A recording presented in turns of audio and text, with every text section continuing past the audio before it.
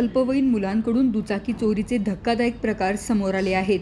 उत्तमनगर पोलिसांनी नाकाबंदी दरम्यान 2 संशयितांना पकडलं असता त्यांनी तब्बल 20 दुचाकी चोरी केल्याची कबुली दिली आहे। चोरीच्या गाड्यांवर बनावट नंबर प्लेट लावून शहरात फिरायचं आणि नंतर त्या ग्रामीण भागात विकून टाकायच्या, असं या टोळीचा धंदा होता। पुण्यातील उत्तमनगर परिसरात नियमित नाकाबंदी सुरू असताना विना नंबर प्लेटची दुचाकी चालवणारे 2 तरुण पोलिसांच्या तावडीत सापडले। पोलिसांनी चौकशी केली असता दोघांनीही धक्कादायक खुलासा केला। हे दोघेही अल्पवयीन असून त्यांच्या आणखीन एका साथीदारासह पुणे शहरातील विविध भागातून दुचाकी चोरी करत असल्याचं उघड झालं आहे। आपल्याकडे उत्तमनगर पोलीस त्यांची डीबी टीम, त्याचे सर्व डीबी टीमचे कर्मचारी आणि सिनियर पी आय यांच्या प्रयत्नातून उत्तमनगर पोलीस स्टेशनने जवळपास शहरातील पिंपरी चिंचवड आणि काही पुणे ग्रामीण असे एकूण 20 गाड्या 3 आरोपीकडून जप्त केलेल्या आहेत मोठ्या शतापेने। आपल्याकडे 3 गुन्हे दाखल आहेत उत्तमनगर पोलीस स्टेशनला। तो तपास करत असताना नाकाबंदी दरम्यान जे ड्रंकन ड्राईव्ह किंवा जे मॉडिफाईड सायलेन्सर आहेत त्या गाड्याची कारवाई करत असताना काही आम्हाला एक संशयित आरोपी मिळून आला।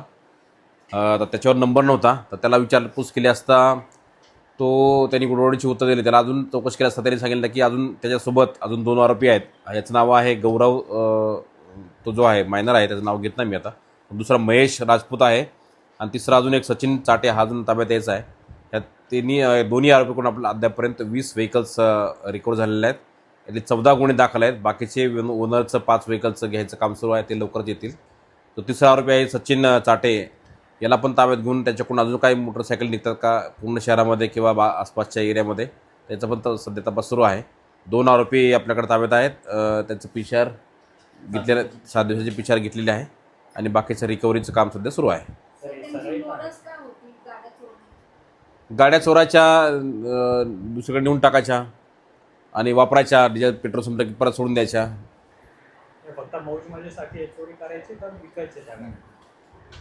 फायनान्सची गाडी आहे, शेतकऱ्यांना वगैरे ते फायनान्सची गाडी आहे किंवा फायनान्स वळून नेते आणि मग नंतर ग्रामीण भागामध्ये शेतकऱ्यांना तर ती विकायचे।